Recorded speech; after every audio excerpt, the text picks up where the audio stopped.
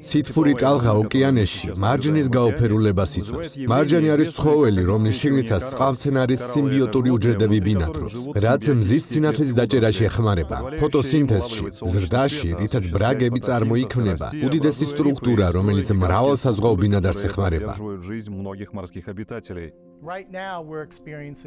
ახლა განვიცდით სითბურ ტალღას, რომელიც მარჯნის სითბურ დიაპაზონს ცდება. ამის გამო წყალმცენარის უჯრედები, რომელიც მის ქსოვილში მდებარეობს, ქრება, რაც მარჯნის ქსოვილს გამჭვირვალეს ხდის და შეგვიძლია გამჭვირვალე ქსოვილის გამჭვირვალად თეთრი ჩონჩხის დანახვა.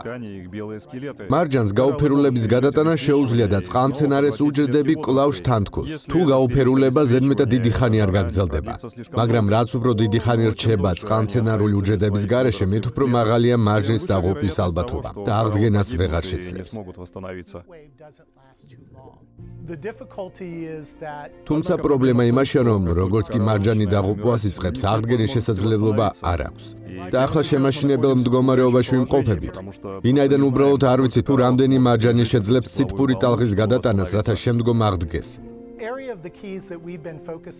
ფლორიდა კის რაიონი, სადაც კვლევებს ვატარებთ, ისლამარადასა და ალიგატორების ბრაგებს შორის მდებარეობს. ფლორიდაში მარათონამდე და რიფსომბრერომდე ეს ადგილი ისე ზედმიწევნით არ ყოფილა გამოკვლეული, როგორც ბრაგების სხვა ნაწილები, ვინაიდან ეს მარჯანი ფლორიდის ყურის მხრიდან ექსტრემალურ ზემოქმედებას ექვემდებარება და თუ ბუნებრივად გამძლე მარჯანი არსებობს, რომელიც მაღალ ტემპერატურას გაუძლებს, მაშინ სავარაუდოდ ფლორიდა კი ის ამ ნაწილში იქნება, ვინაიდან მრავალი წლის განმავლობაში განიცდის ამას. Испытывают это в течение многих лет.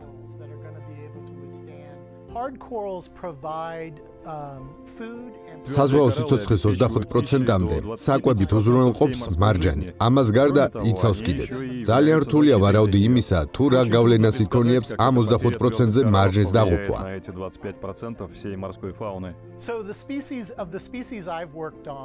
სახეობები, რომლებსაც ვიკვლევთ, კარიბის ლანგუსტი, თევზი, თუთიყუში და თევზი პეპელა, როგორც ჩანს, მოქნილობის მაღალ დონეს აჩვენებს, რაც ცვალებად პირობებში გადარჩენაში ეხმარება. რაც ასევე კრევეტებში ცხოვრებ აქტინიებს ეხება, რომელიც ასევე აღარ არის.